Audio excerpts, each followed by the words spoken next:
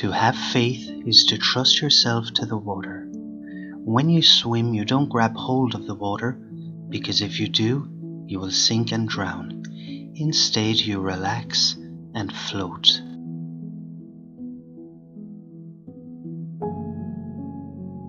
The only way to make sense out of change is to plunge into it, move with it, and join the dance.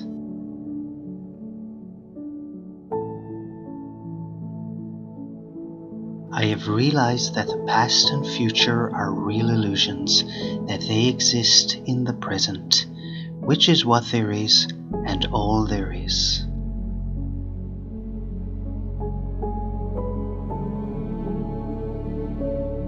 Never pretend to a love which you do not actually feel, for love is not ours to command.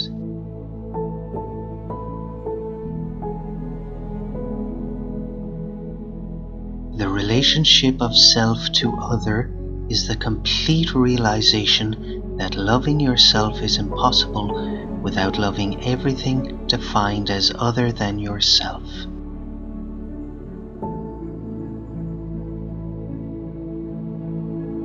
We cannot be more sensitive to pleasure without being more sensitive to pain.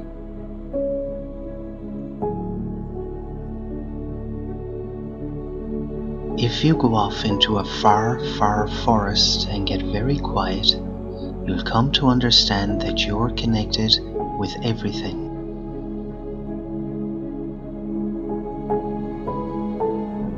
Unless one is able to live fully in the present, the future is a hoax.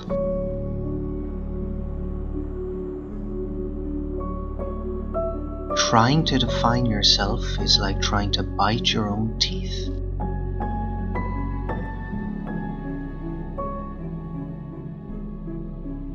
How is it possible that a being with such sensitive jewels as the eyes, such enchanted musical instruments as the ears, and such fabulous arabesque of nerves as the brain can experience itself anything less than a god?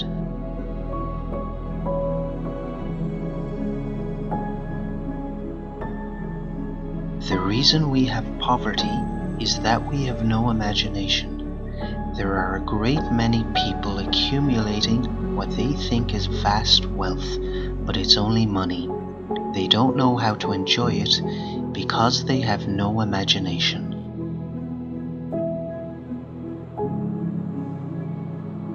Zen does not confuse spirituality with thinking about God while one is peeling potatoes. Zen spirituality is just to peel potatoes.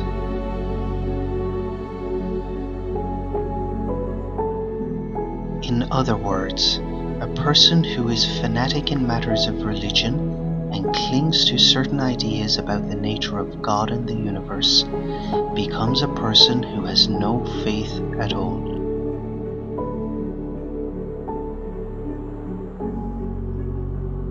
The difficulty for most of us in the modern world is that the old-fashioned idea of God has become incredible or implausible.